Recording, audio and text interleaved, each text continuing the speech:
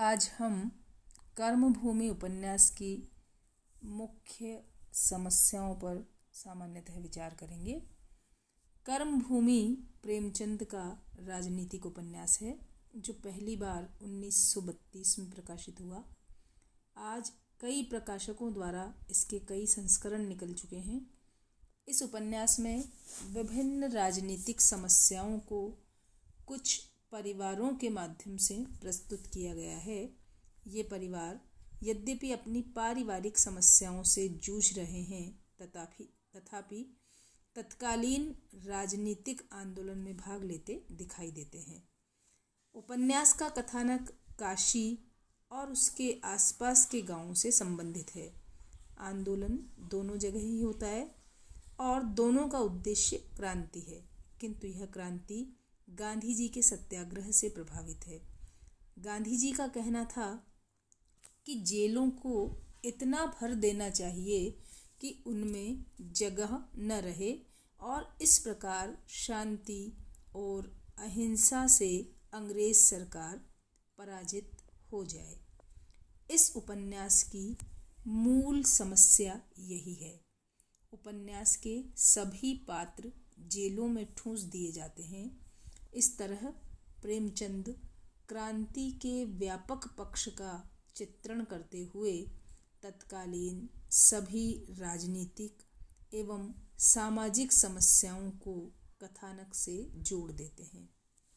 निर्धनों के मकान की समस्या, अछूतोद्धार की समस्या, अछूतों के मंदिर में प्रवेश की समस्या, भारतीय नारियों की मर्यादा और उनके सतीत्व की रक्षा की समस्या, ब्रिटिश साम्राज्य के दमन चक्र से उत्पन्न समस्याएं, भारतीय समाज में व्याप्त धार्मिक पाखंड की समस्या, पुनर्जागरण और नवीन चेतना के समाज में संचरण की समस्या, राष्ट्र के लिए आंदोलन करने वालों की पारिवारिक समस्याएं आदि समस्याओं का इस उपन्यास में बड़े यथार्थवादी तरीके से चित्रण किया गया है। प्रेमचंद का रचना कौशल इस तथ्य में है कि उन्होंने इन समस्याओं का चित्रण सत्यानुभूति से प्रेरित होकर किया है, जिससे उपन्यास पढ़ते समय तत्कालीन राष्ट्रीय सत्याग्रह आंदोलन पाठक की आंखों के समक्ष सजीव हो जाता है। पात्रों तथा घटनाओं की बहुलता के बावजूद उपन्यास न कहीं बोझिल होता है न कहीं नीरस। प्रेमचंद हर पात्र और घटना की डोर अपने हाथ में रखते हैं, इसीलिए कहीं शिथिलता नहीं आने देते।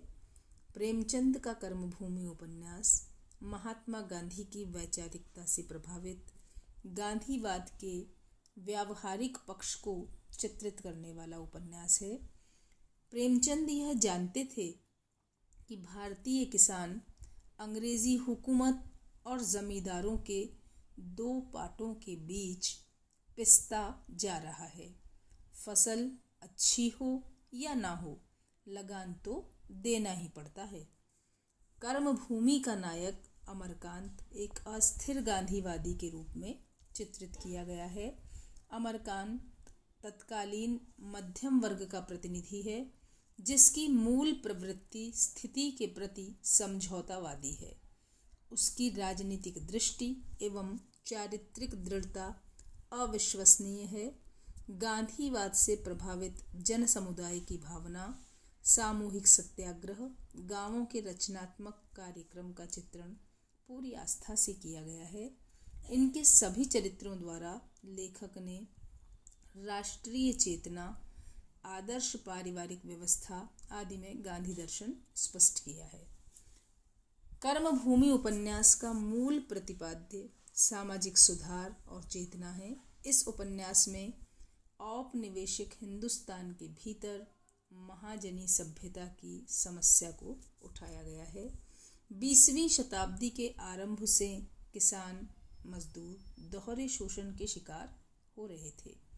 एक तरफ अंग्रेजी हुकूमत और दूसरी तरफ उनकी छत्र छाया में फलने फूलने वाले जमींदार महाजन, दोहरे शोषण के शिकंजे में फंसा किसान श्रमिक वर्ग अपने त्राण के लिए क्या करे। उपन्यास का प्रतिनिधि चरित्र अमरकांत इस अधिकार की लड़ाई में अपने को होम करता है। यद्यपि वह अपने ही विचारों में कई बार उलझ जाता है, जिससे उसके विचार की गति अवरुद्ध होती है। अमरकांत से ज़्यादा सतर्क उसकी पत्नी और दूसरी स्त्री पात्र है।